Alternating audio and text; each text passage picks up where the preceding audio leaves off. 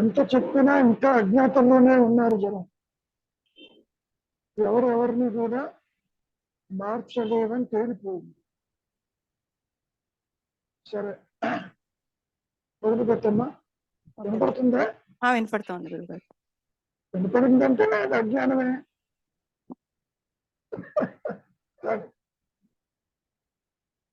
నేను అన్న తలపు లక్ష్మి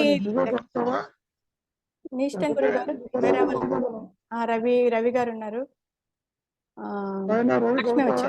లక్ష్మి వచ్చారు. ఎవరో ఒకళ్ళు నువ్వు చెప్పుకున్నాను రవి. అలాగే గురుగారు. చదువు. నేనన్న తలంపు మూలం వెదుకు, ఎవరైనా చేయవలసిందంతే. అహంకరణ ఈ విశ్వానికి ఆధారం, అది అంతమైతే దుఃఖాలు అంతమవుతాయి. మొట్టమొదటి సెంటెన్స్ ఏమిటది? నేనన్న తలంపు మూలం వెదుకు అంటే దాని అర్థం ఏంటి?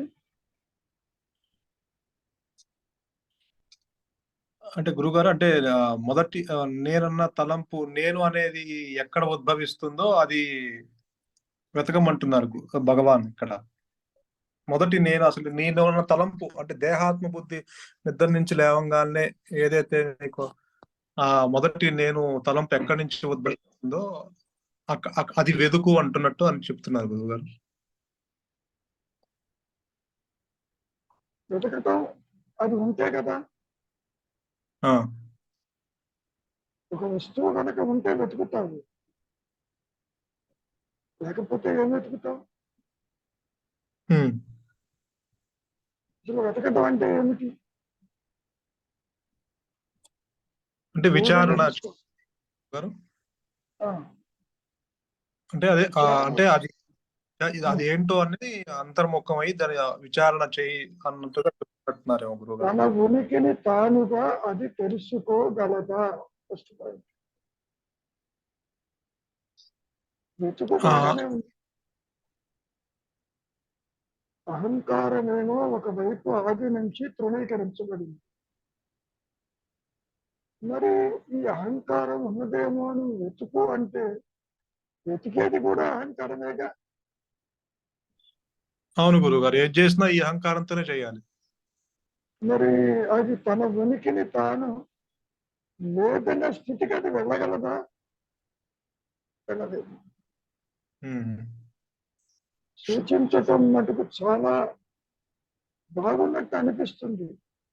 నువ్వెవరివో విచారించు, లోపలికి పో, ఇటు కళ్ళ కిందగా పడిపోతుంది, ఆత్మే ప్రకాశిస్తుంది. అట్లా ఉండదు.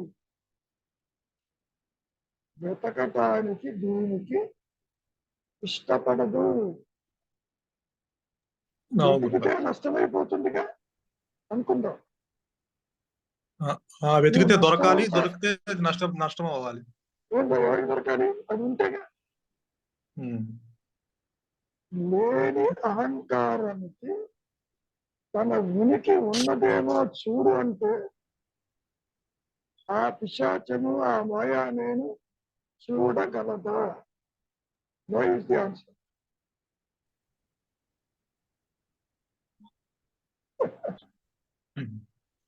అంటే అహంకారంతో ఆ పరిమితమైన జ్ఞానంతోనే మళ్ళీ ఆ పరిమితమైన జ్ఞానం ఎవరనేది మళ్ళీ విచారణ ఎతకమంటున్నారు ఇక్కడ. నిజమే. అభాస కాంతిలో ఉన్నటువంటి ఈ మాయా నేను నీవెవరివో తెలుసుకో అంటే అది నష్టం అవ్వటానికి ఇష్టపడుతుందా? తెలుసుకో అంటే లేదనేగా. చెప్పొచ్చు, భయ ప్రాంతంలో పాము ఉందే చూడమంటున్నాం. పాము లేదని తెలుసు, ఎందుకని తాడే ఉంది, పాము లేదు. ఇక్కడ నువ్వెవరో విచారం చెయ్యి, చేస్తే ఇది కళ్ళ పడిపోతుంది, అనుగ్రహంతో ఆత్మ ప్రకాశిస్తుంది, స్టేట్మెంట్ చాలా బాగుంది. అట్లా జరగదు.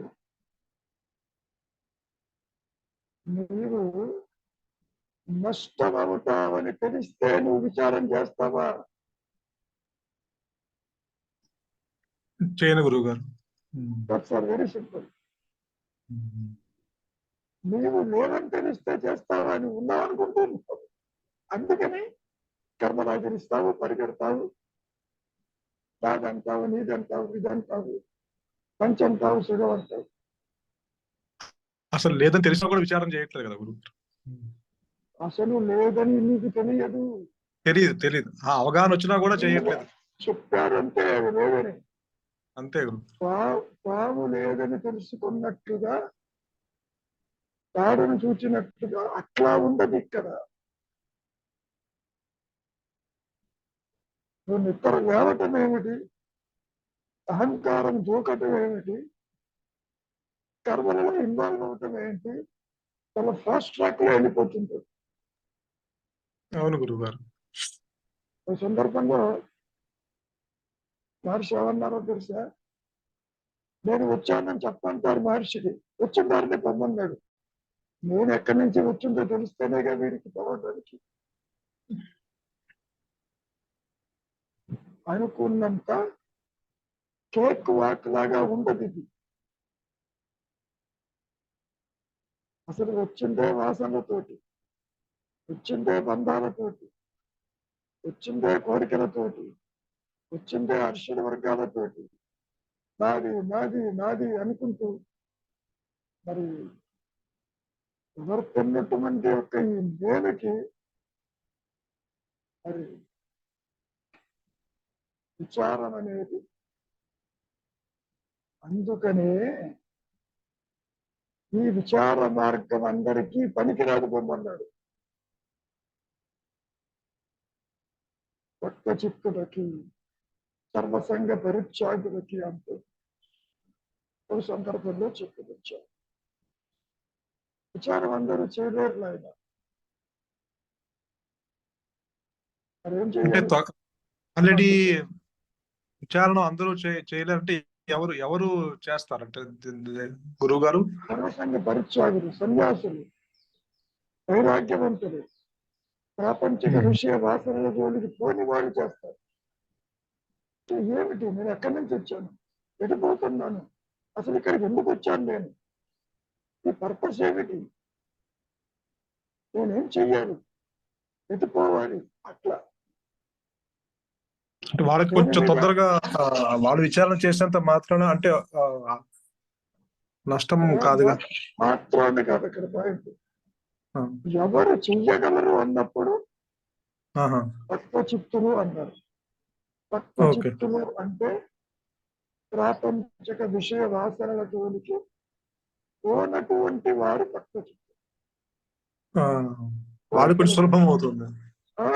బంధాలతోటి, రాగద్వేషాలతోటి, నాది నాది నాది అనుకుంటూ వ్యక్తిత్వాన్ని నిలబెట్టుకుంటున్న వారికి కుదరదు.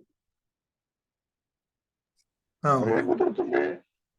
పూజ చేయమంటే పూజ చేస్తావు, హారతి ఏమంటే హారతిస్తావు, కోరికలు చెప్పమంటే చెబుతావు, ఇవన్నీ బాగానే ఉంటాయి. చెయ్యలేదు.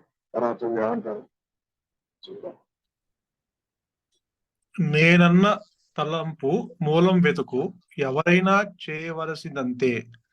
అహంకరణ ఈ విశ్వానికి ఆధారం. అంటే అర్థం ఏంటో తెలుసా? అహంకారం ఎత్తితేనే నీకు జగత్తు కనపడుతుంది, లేకపోతే కనపడదు. ఇప్పుడు నువ్వు దేహాన్ని చూస్తున్నావు, జగత్తునే చూస్తున్నావు, విశ్వాన్ని చూస్తున్నావు అంటే ఎవరు చూస్తున్నారు? మాయా నేను చూస్తున్నది, చూస్తున్నది, చిత్తడ గ్రంథి చూస్తున్నది. అభాసమైన కాంతిలో అది చూస్తున్నది. అంటే ఇక్కడ ఆధారం అంటే అలా తీసుకోవాలి. అంటే జనరల్గా మనము ఈ స్వరూప జ్ఞానము వీటన్నిటికీ ఆధారం అని చెప్పుకుంటాం కదా గురువు గారు. కానీ ఇక్కడ అహంకారం ఈ విశ్వానికి ఆధారం అని చెప్తున్నారు. ఎందుకని? దేహాత్మ బుద్ధి జనిస్తేనే నీకు విశ్వం కనపడుతుంది. అవును. నిద్రలో ఏమైంది? జగత్తు లేదుగా, దేహం లేదుగా. అవును.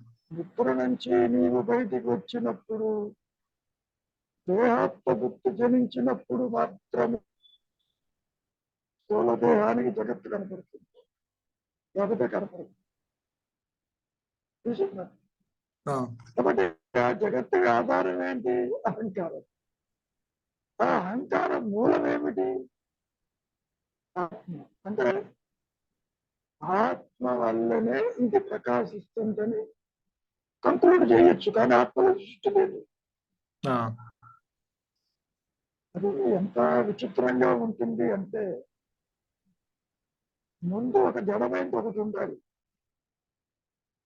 చైతన్యం ఉండాలి. చిచ్చడ గ్రంథిగా అహంకారం ఉద్భవించాలి. అంటే జడ చేతనముల కలయిక ఉండాలి కదా. ఆ, అసలు ఆత్మగమ్యంగా జడం ఎక్కడుంది? ఉన్నదే ఆత్మ. ఆ విషయం తెలియకపోవచ్చు. అందుకని ఏమంటున్నారు? అహంకారం ఉందేమో చూడు, వ్యక్తిత్వం ఉందేమో చూడు. ఇప్పుడు కూడా దేహం చెప్పటం లేదని ఉన్నట్టు నీవు చెబుతున్నావు, ఈ దేహం నాది, ఈ సంసారం నాది, ఈ ఇల్లు నాదని నువ్వు చెబుతున్నావు. అవును గురుగారు. చెప్పేవాడి యొక్క మూలం ఏమిటి? You see really in existence. Born to be a phantom. అభూత కల్పలేడు సూర్యుడు. అందుకని నుంచి ఇది తృణీకరించబడింది అన్నారు. మరి ఉన్నదేమిటి? ఉన్నది ఎరుక. ఆ ఎరుకని అహంకారం తెలుసుకోవటం కాదు, పోయింది. జీవుడు ఎక్కడ, ఎక్కడ, సృష్టికర్త ఎక్కడ, తగ్గిపోయింది. అంటే అప్పుడు తెలుస్తుంది గురుగారు. అంటే అప్పుడు తెలుస్తుందా ఇది ఇది అంత భ్రాంతి, అసలు అహంకారం లేదని? ముందు మళ్ళీ వెనక్కి రావాలి. కలగనేటప్పుడు కళ సత్యంగానే ఉంటుంది. కళని జాగ్రత్తగా వస్తేనే కదా నువ్వు కళ సత్యం అని చెప్పింది. అవును. కళ సత్యంగా పడుతుంది కళ. అవును. మేలుకొని జాగ్రత్తావస్థగా వస్తే చెబుతావు ఏదో సత్యమైనట్టు, అది అసత్యం అంటారు. ఇక్కడ కూడా జాగ్రత్తావస్థ నుంచి మేలుకు స్వరూప జ్ఞానానికి వెళ్ళినప్పుడు ఇది ఉండదు. తిరిగి మళ్ళీ ఇక్కడికి రావాలి, తిరిగి మళ్ళీ దేహం కనపడాలి, జగత్తు కనపడాలి. అప్పుడు చెబుతాడు జగత్తు మిథ్యా, బ్రహ్మమే సత్యం. దీనికి స్వయం ప్రకాశం లేదు. కాబట్టి ఏమని చెప్తాడు? దేహము, జగత్తు, ఈశ్వరుడు ఒకేసారి పడతారు, ఒకేసారి ఎగిరిపోతారు. మూడు కలిసే ఉంటాయి, మూడు కలిసి అదృశ్యమైపోతుంది అని చెప్పడం జరిగింది.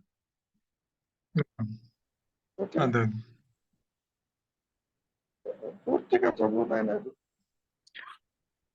నేనన్న తలంపు మూలం వెతుకు, ఎవరైనా చేయవలసిందంతే. అహంకరణ ఈ విశ్వానికి ఆధారం, అది అంతమైతే దుఃఖాలు అంతమవుతవి. ఎందుకని? ఏది అంతం కావాలి చెప్పినాను, ఏది అంతం కావాలి? ఈ అహంకారం అంటున్నారు గురుగారు ఇక్కడ.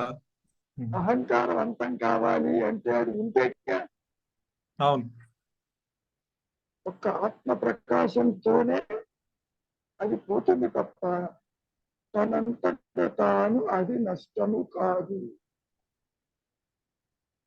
ఎంతైనా ప్రయత్నం చేసుకో, ఇది ఒక నీడ లాంటిది.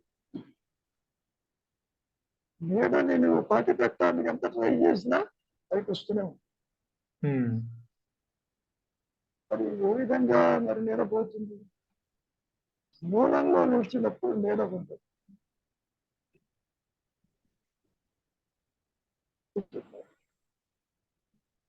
అంటే గురుగారు ఇక్కడ అది అంతమైతే దుఃఖాలు అంతమవుతాయి అంటే అది స్వరూప జ్ఞానంతో అర్థమవుతుంది. అంటే అప్పటిదాకా దుఃఖం ఉండేనా గురుగారు? దుఃఖానికి అహంకారం, ఆత్మ బుద్ధి. అవును, నువ్వు ఆత్మగా ఉంటే దుఃఖం ఎక్కడ ఉంది? అదే అంటే ఆ స్వరూప జ్ఞానంలో నష్టం అయితేనే దుఃఖాలు పోతుంది. అప్పుడు అది నష్టం కానంత వరకు దుఃఖం ఉంటుంది కదా అంటుంది. దాని అర్థం అదే కదా? అంటే అది ప్రకాశిస్తూనే ఉన్నది, కొత్తగా ఏది రాదు. విచారం చేస్తావో లేదు అక్కడ. విచారం చేసేటప్పుడు నువ్వు ఆత్మవే, చేయకపోయినా నువ్వు ఆత్మవే. ఆత్మ ఎక్స్క్లూజివ్ గా ప్రకాశించినప్పుడు మాత్రమే ఇది అదృశ్యమవుతుంది. రెండు నేను లేవు, ఒకటే నేను.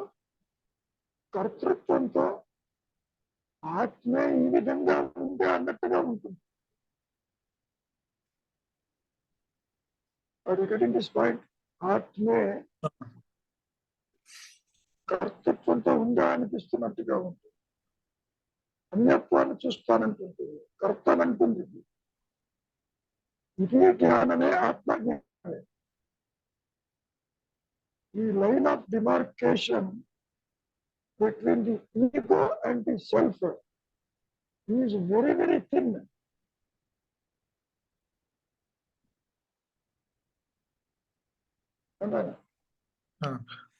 అంటే గురుగారు ఇక్కడ ఈ స్టేట్మెంట్, చివరి స్టేట్మెంట్, అంతమైతేనే దుఃఖం పోతుంది అంటున్నారు.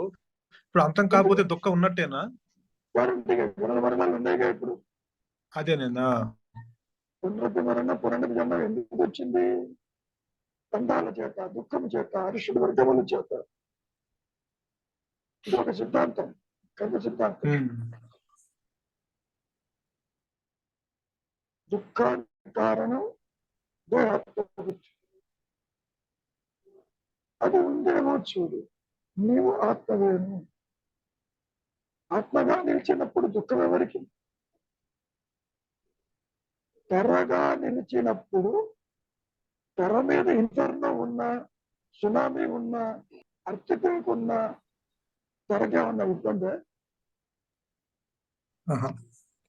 లేదుగా. లేదు గురుగారు, అదే చెప్తున్నారు ఇక్కడ. నీవు బాధపడటానికి, అందానికి, దుఃఖానికి, జనన మరణానికి కారణం ఈ మాయానేమి.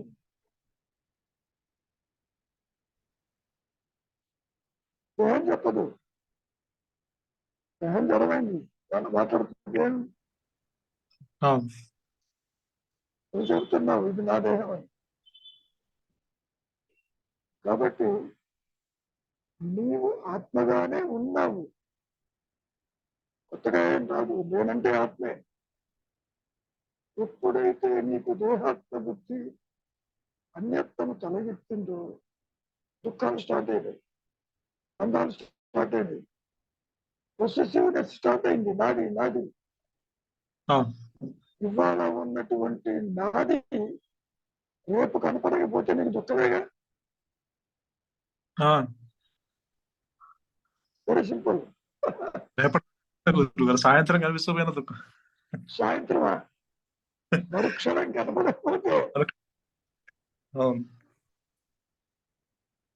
మరుక్షణమే. అంటే ఇక్కడ పొసెసివ్నెస్ వల్ల దుఃఖం ఏర్పడుతుంది, బంధాలు ఏర్పడుతుంది.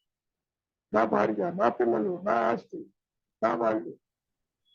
ప్రపంచంలో ఎందరో పోతుంటారు, పుడుతూ ఉంటారు, నీకేం బాధ ఉండదు. నాది అనుకున్నవాడు పోతేనే నీకు బాధగా అనిపిస్తుంది. Because of bondage. కాబట్టి దుఃఖానికి కారణం అహంకారం. అంటే గురువు గారు చెప్తున్నా, ఇక్కడ బంధం లేకపోతే దుఃఖమే లేదు కదా. ఆ పొజెసివ్నెస్ అనేది ఒక్క నిమిషం ఒక్క నిమిషం. బంధం లేకపోతే ఎవరికి లేకపోతే ఈ మాయా నేను మా- దేహాత్మ బుద్ధి ఉండటం వల్లే కదా బంధం కలుగుతోంది. అది ఉందేమో చూస్తే నీకు బంధాలు ఎక్కడ ఆత్మగానే ఉంటావు. గురువు గారు ఈ ప్రశ్న ఏమిటి? అహంకారంతో ఉంటాను, బంధం లేకుండా ఉంటాను, హ్యాపీ అంటున్నావు. కుదరదు, కుదరదు గురువు గారు.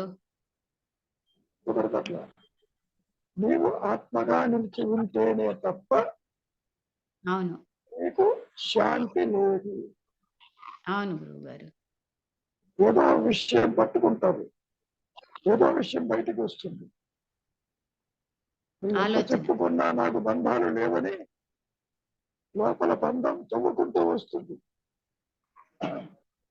ఇంత కష్టపడి పెద్ద చేశాను, ఇంత కష్టపడి సంపాదించాను, ఇది లేకుండా పోయిందంటే దుఃఖపడతావు.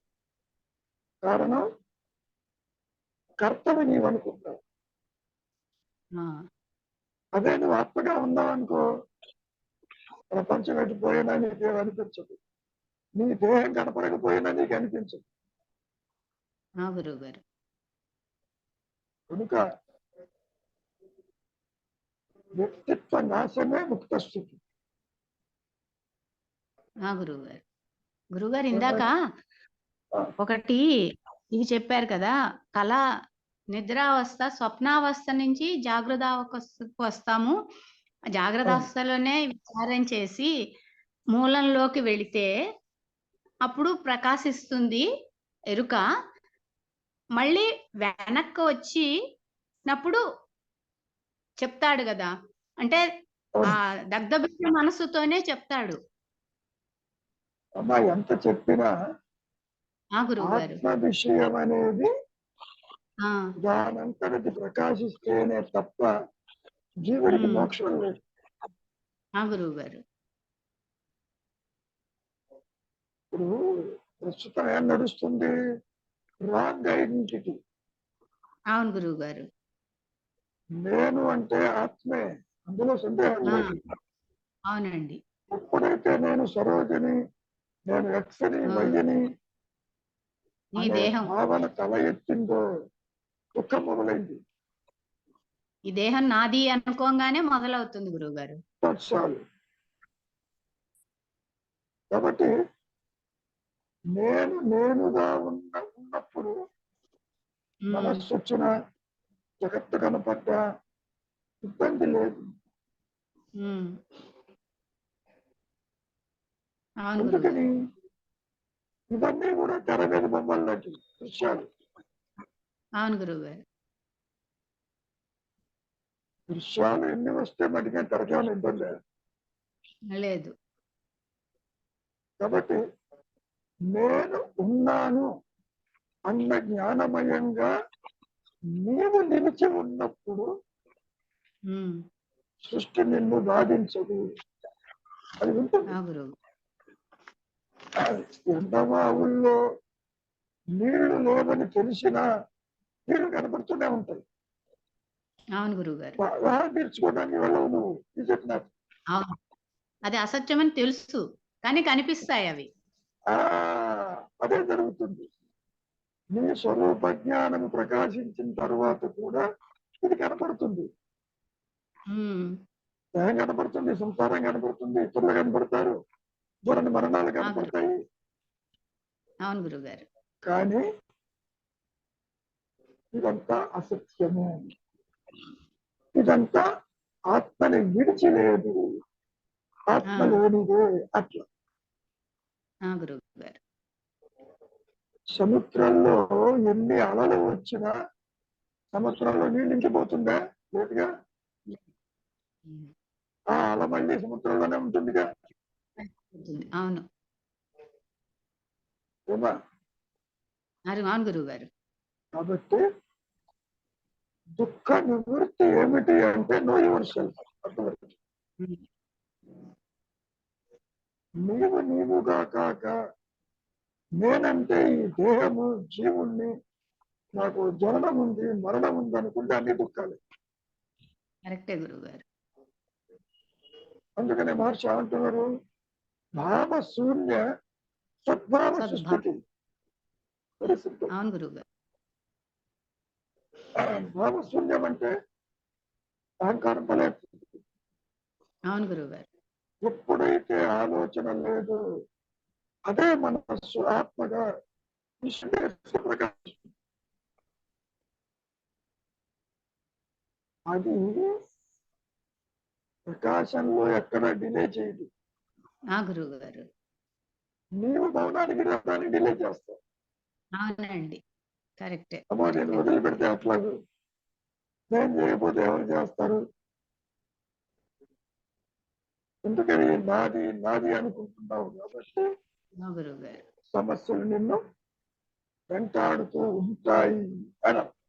అందుకనే పొజెసివ్ క్వశ్చన్స్ కాదు, పొసెసర్ ని తీసేసేయి అన్నారు కదా భగవాను గురువు గారు. తీయటానికి ఉంటే కదా తల్లి. ఉండేది ఆలోచించాలి, ఇదేమన్నా విచారణ చేస్తుంది గురువు. ఆలోచించు, ఆలోచించు, బాగా చించు.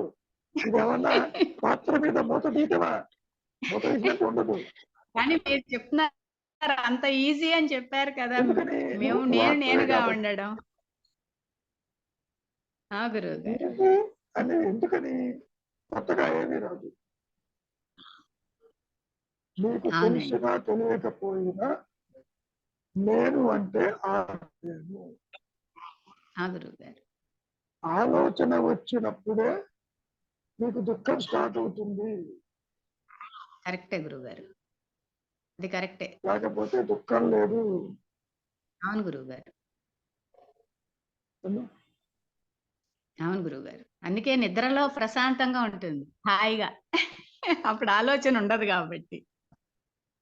పోనీ కాన్స్టెంట్ గా నిద్రపోయి చూద్దాం, ఎలా అది కుదురుతుంది? కుదరదు. నువ్వు మరి దుఃఖం కుదరదు. అనుభవించాలిగా, బయటకు వచ్చావు. అవును గురువు గారు. అవును గురువు గారు. నిద్రపోతుంటే లేపి బయటికి పోమంటుంది. అవును గురువు గారు. పదా కరెక్టే. కరెక్టే. ఏమా పద్మజ, ఇంకేమన్నా ఉందా? లేదు గురువు గారు. ఎవరన్నా అడగచ్చు. లేదు గురువు గారు. ఎందుకంటే సమయం ఎవరి కోసము ఆగదు.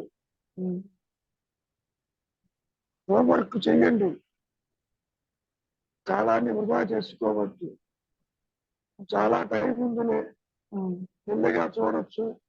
ఐఆమ్ వెరీ యంగ్, ఆ మాటలు కుదరవు. యంగ్ లేదు, ఓల్డ్ లేదు.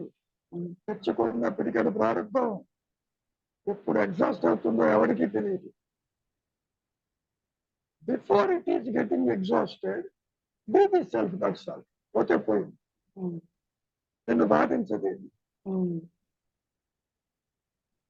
So love is the reality.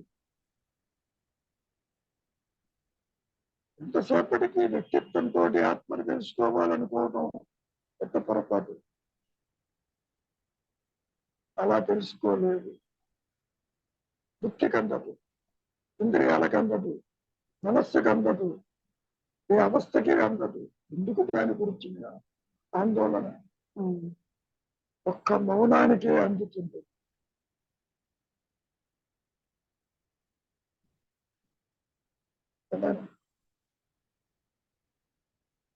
No thinker, no thoughts, అది మౌనం. నువ్వు మౌనానికి రావడానికే వెనకాడుతుంటుంది. మౌనంగా ఉంటే ఈ పనులు ఎవరు చేస్తారనుకుంటుంది. ఇప్పుడు కూడా నువ్వు చేస్తున్నట్టుగా. గురుగారు, చెప్పమ్మా. గురుగారు, ఈ చెప్పమ్మా. గుణాల్లోనూ రజో గుణం తమో గుణం తగ్గించుకొని నాశనం చేసుకొని సత్వగుణంలో నిలిస్తే, సత్వగుణాన్ని పెంపొందించుకుంటే అది ఆత్మజ్ఞానానికి దారి తీయదా? యాక్చువల్ గా మహర్షి ఏమంటారంటే, శుద్ధ సత్వ మనస్సులోనే ఆత్మ ప్రకాశిస్తుంది. ఆత్మ ఉండదే, శుద్ధ సత్వ మనస్సే ఆత్మ అన్నది. విధిగా రెండు ఉండవు. గుణరహితమై, బంధరహితమై, ద్వంద్వరహితమై. ఈ అహంకారం ఎప్పుడైతే ప్యూరిఫై అవుతుందో, సత్వగుణంతో నేను ఉన్నానంటుంది ఏ అహంకారం. సో అహంకారము వేరు, ఆత్మ వేరు, అట్లా ఉండదు. తాడు వేరు పాము వేరుగా ఉండదు. తాడుగా ఉంటే పాము లేదు, పాము భయంకరం కలిగినప్పుడు తాడు ఉన్నా లేనట్లే. అట్లా కాబట్టి ఇప్పుడున్నటువంటి మనస్సు, ఇప్పుడు ఉన్న వ్యక్తిత్వంలో గుణరహితం కావాలి, బంధరహితం కావాలి. రజో తమ గుణాలకి అవకాశం ఉండకూడదు. అప్పుడు నిశ్చలం అవుతుంది. సో నిశ్చలమైనటువంటి మనస్సే మరి ఆత్మ. ఆత్మ విడిగాను మనస్సు విడిగా ఉండకూడదు. ఇందాక చెప్పా కదా, the line of demarcation between Dvaita and non-Dvaita, very, very thin. ఎందుకంటే మహాపురుషులందరూ కూడా సత్వగుణంలో ఉండి వాళ్ళు ఆత్మ దర్శనం చేసుకున్నారు, సత్వగుణాన్ని పెంపొందించుకుని చేసుకున్నారు. ఆయన వారంటే వెండి ఉండదు. చూడటానికి దేహంతో ఉంటారు, దేహస్ఫురణ ఉండదు. మాట్లాడుతూ ఉంటారు, మాట్లాడేవారు. చూచినా చూడని వారే, విన్నా వినని వారే, తిన్నా తినని వారే. ఎందుకని? దేహానికి డీలింగ్ అయి ఉంటారు, దేహం ఉంటుంది. కాబట్టి సత్స్వరూపంగా, సత్ అంటే ఆత్మ, ఆత్మస్వరూపంగానే నిలిచి ఉంటారు. అందరూ అలాగే ఉంటారు. కాకపోతే ఈ వాసనల వల్ల, కోరికల వల్ల ఇదిగో ఈ మాయా నేను దూకుతుంది బయటికి. దూకినప్పుడు ఆ లోకం దుఃఖానికి లోనవుతుంది. ఎందుకంటే ఏంటి? ఇట్ ఈస్ కాన్స్టెంట్ ఫ్యాక్టర్ ఆత్మ అనేది. It is not a variable factor. The ego is variable. ఇప్పుడున్న ఆలోచన పరీక్షగా ఉండదు, నిశ్చలత పరీక్షగా ఉండదు. రెండు నేనులు లేవు. ఇప్పుడు ఉన్నటువంటి దేహాత్మ బుద్ధి నేనే వృత్తి రాహిత్యమైతే అదే ఆత్మగా ఉంటుంది. పరిశుద్ధం.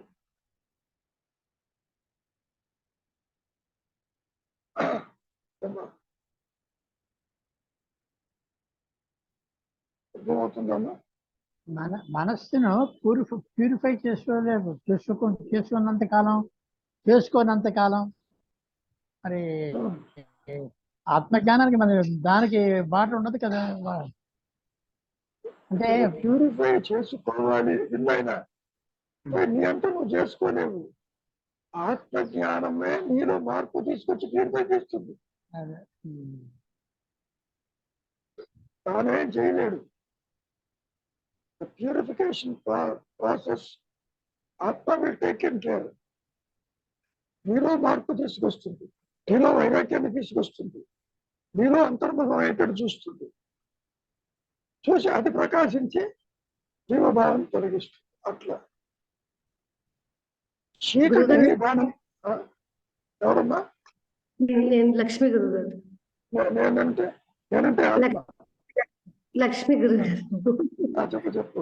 ఇప్పుడు ఆత్మే అంతా చేస్తుంది, ఆత్మే మార్పు తీసుకొస్తుంది అని అన్నప్పుడు మరి నేను సమయం వృధా చేసుకోకుండా. ఆత్మ అంటే జ్ఞానం. అవును గురువు గారు. ఆత్మ వేరు, జీవుడు వేరు అట్లా ఉండదు.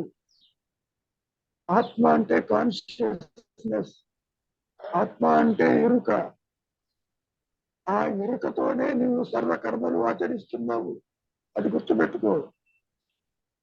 ఆత్మని విడిగా చూస్తున్నావు నువ్వు. బంగారాన్ని విడిగా చూస్తున్నావు ఆభరణంగా ఉంటూ. ఆభరణమే బంగారము. కాన్షియస్నెస్ లేకుండా క్షణకాలము నువ్వే పని చేయలేవు అసలు.